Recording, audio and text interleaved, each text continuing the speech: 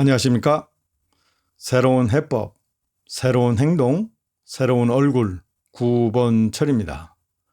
이번 시간도 성장해법 제4호 자유 대 반자유 그리고 교육에 있어서의 우리 개혁파의 기획을 시리즈로 말씀드리겠습니다. 오늘의 주제는 대학 구조조정에 관한 내용입니다.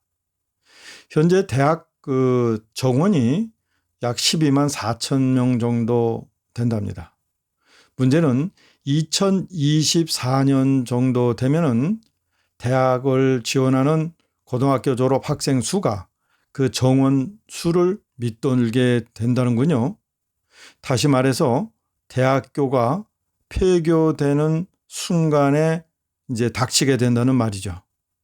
현재도 많은 대학교가 폐교되어 고용되어 있던 교직원들이 실직을 하게 되는 경우가 있답니다. 그런데 그 밀린 임금이 자그만치 850여 원 정도 된다는군요. 자, 이렇게 어려운 상황임에도 불구하고 당국에서는 어쩔 도리가 없는 모양입니다. 사실 이렇게 학생 수가 줄게 되면 대학은 당연히 구조조정을 해야 되겠죠. 특별히 경쟁력이 떨어지는 대학들에게는 그 위기가 현실화될 겁니다. 다시 말씀드려서 대학도 이제 구조조정이 눈앞에 왔다. 이 말씀을 드리는 겁니다. 대학이 구조조정하는 방법에는 세 가지가 있습니다. 하나는 그냥 폐쇄하는 것이죠. 학교 법인을 폐쇄하면 현재 법으로 그 학교 자산은 전부 국가에 귀속이 됩니다.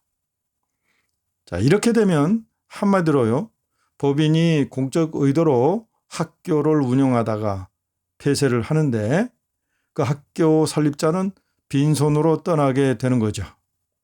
이게 좀 이상하지 않나요? 자, 이를 보완하는 방법엔 두 가지가 있습니다.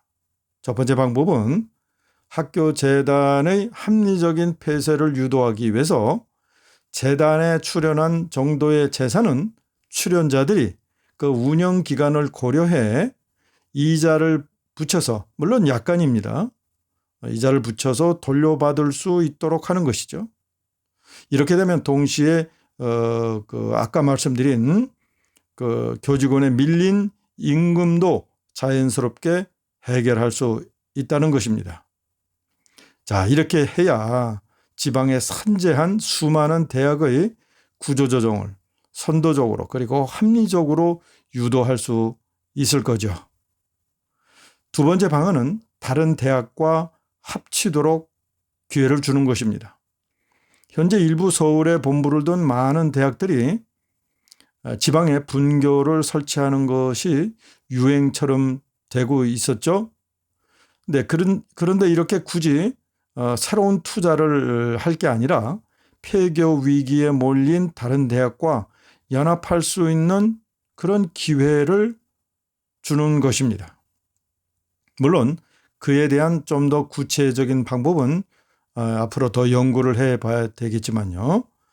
자, 이렇게 하지 않고 그저 대학문을 닫게 하면서 모든 학교를 국가가 몰수하게 되면은요, 그 학교 재단은 어떻게 하든지 대학문을 닫지 않고 버티려 꼼수를 부리죠. 자, 이렇게 되면 애꿎게 학생들만 피해보는 사례가 우리 눈앞에서 가끔씩 볼 수 있죠. 자, 이제 퇴출을 계획하는 그런 대학 재단에게 합리적으로 그리고 순리적으로 풀어갈 수 있도록 그들에게 퇴로를 열어줘야 합니다. 자, 또 다른 사항입니다. 지난 방송에서 우리 개혁파는 전국 국공립대학을 서울대로 통합해 지역 거점 대학으로 발전시키자고 말씀드렸죠. 자, 그러면 서울대 출신들이 전국에 산재하겠죠. 그러면 이제 나는 서울대 나왔다 학력을 자랑할 수 있겠습니까? 너도 나도 서울대 출신인데요. 자, 이렇게 되면 이제 어느 대학 나온 게 자기의 그 경력을 자랑하는 기준이 되는 게 아니라 내가 무엇을 전공했느냐가 그 학생의 경쟁력을 나타내는 것이 아닐까요? 다시 말해서 학벌이 파괴되는 순간이 오는 것이죠. 자, 이렇게 시대가 변하는데 이제 사립대에게 가해진 온갖 규제도 풀어줄 때가 되지 않았나 생각합니다. 그것은 사립대에게 기부 입학을 열어줄 때가 되었다는 것이죠. 시대는 변해서 출신 학벌이 이제 종이장처럼 돼버렸고 전문 분야가 자기의 경쟁력을 보증하는 그런 표시가 되었는데 이제 어느 사립대를 나왔는가도 마찬가지로 중요한 게 아니죠.